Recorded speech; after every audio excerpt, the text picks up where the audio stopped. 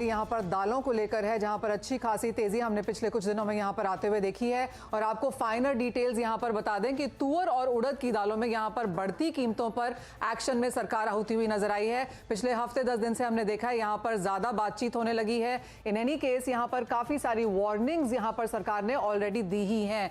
सरकार ने अब 4 राज्यों के 10 जगहों पर अपनी टीम्स भेजी हैं और उसकी डिटेल्स कल शाम से यहाँ पर आती हुई नजर भी आई हैं। और आपको बता दें कि कर्नाटक, मध्य प्रदेश, महाराष्ट्र, तमिलनाडु में यहाँ पर टीम्स भेजी गई, कई शहरों में भी यहाँ पर भेजी गई हैं और उसकी डिटेल्स हमने यहाँ पर आते हुए देखी हैं। उड़द और तुअर के स्टॉक की स्थिति यहाँ पर जांची गई है और इवन एज यहाँ पर सरकार ने पोर्टल के द्वारा बताने की कोशिश की है कि आपको अपना स्टॉक यहाँ पर बताना होगा। उसके बावजूद भी हमने देखा है कि कुछ शॉर्टफॉल्स यहाँ पर आती हुई नजर आई हैं। एक महीने में यहाँ पर लगातार दालों के भाव अब भी चढ़ते हुए नजर आए हैं और पिछले एक हफ्ते में तो यहाँ पर ज्यादा ही बढ़त हमने प्राइसेस में आते हुए देखी भी है। सरकार ने अब ये कहा है कि जो 3 से 4% के भाव यहाँ पर तुअर में चढ़े हैं, हमने चने में यहाँ पर, उड़द में भी यहाँ पर भाव बढ़ते हुए देखे हैं। 2% का उछाल यहाँ पर उड़द की कीमतों में भी आता हुआ नजर आया है।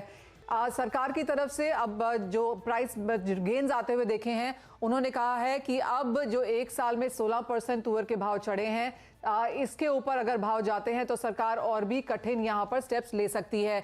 ई पोर्टल पर रजिस्ट्रेशन की संख्या तो यहाँ पर बढ़ी है और हमने स्टॉक के खुलासे की संख्या को भी बढ़ते हुए देखा है, लेकिन उसके बावजूद भी जो बाजार में, मंडियों में माल पड़ा हुआ है, जो ट्रांसपोर्टेशन में है, वेयर हाउसेज में है, किसानों के पास माल है, उस सब की अभी भी अपडेट हमने आते हुए नहीं देखे हैं। तो ये रजिस्टर्ड प्लेयर्स ने जो ये स्टेप है सरकार का, ये हमने पूरी तरह से आता हुआ नहीं देखा है। तो मंडियों में अभी भी नीलामी के लिए किसानों के स्टॉक पड़े हुए हैं, कस्टम से क्लियरिंग का इंतजार कर रहे हैं यहाँ पर स्टॉक्स। और जैसे कहा कि वेयर हाउसेज में किसानों के नाम पे ही स्टॉक्स पड़े हैं, वो भी यहाँ पर अभी तक ट्रांसफर नहीं हुए हैं, उसका भी असर यहाँ पर देखने को मिला है। जैसे कहा गया, कई मिल्स ने, मालिकों ने जानबूझकर भी अपने स्टॉक्स नहीं बताए हैं। तो काफी सारी दिक्कतें सरकार की तरफ से हमने आते हुए देखी हैं, चाहे वो डीलर्स हैं, मिल्स हैं, व्यापारी हैं, टोटल हमने यहाँ पर जानकारी बनते हुए नहीं देखी है।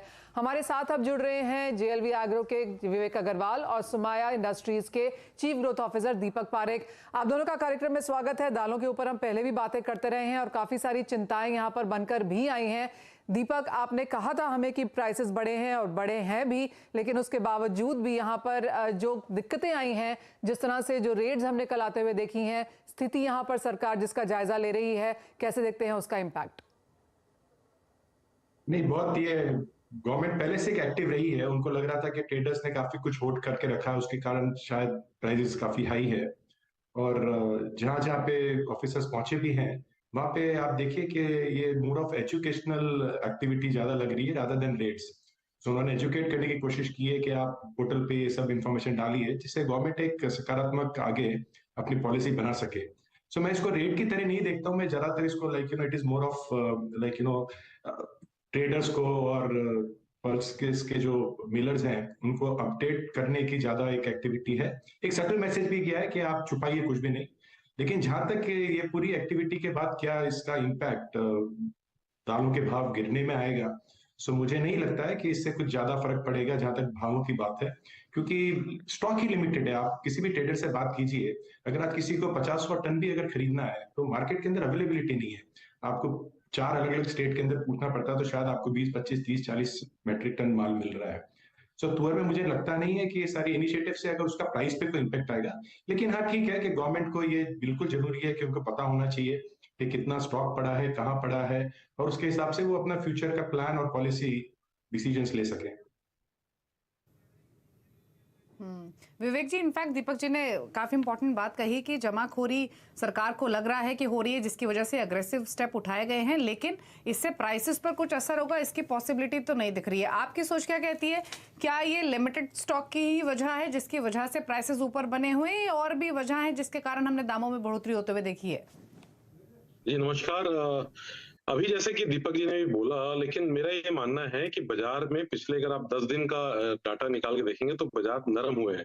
प्राइसिंग काफी कम हुई है, और जब जब गवर्नमेंट ने ये नोटिफिकेशन जारी किया है, और जो 2-3 दिन पहले शनिवार को भी एक इंदौर में मीटिंग हुई थी दाल पल्सेस वालों की, जिसमें रोहित सिंह जी ने उसको चेयर किया था, और उन्होंने एजुकेट किया कि आप अपनी पोर्टल पे जानकारी दीजिए, और उसके बाद से अगर आप मार्केट में देखेंगे तो बाजार लगातार नरम हो रहे हैं, और आज भी बाजार थोड़ा नरम ही खुला है। देखिए, निश्चित रूप से बहुत कुछ क्वांटिटी पोर्टल पे अपडेट नहीं थी, जो अपडेट हुई है। अभी कुछ माल कस्टम में क्लीयरिंग में है। ये जब माल आएगा तो बाजार यहाँ पे थोड़ा थमा रहेगा। निश्चित रूप से तो इस बार प्रोडक्शन कम हुए हैं, लेकिन जिस तरीके से सरकार अपने कदम उठा रही है, निश्चित रूप से ये बाजार को कंट्रोल करने में बहुत हेल्प करेंगे।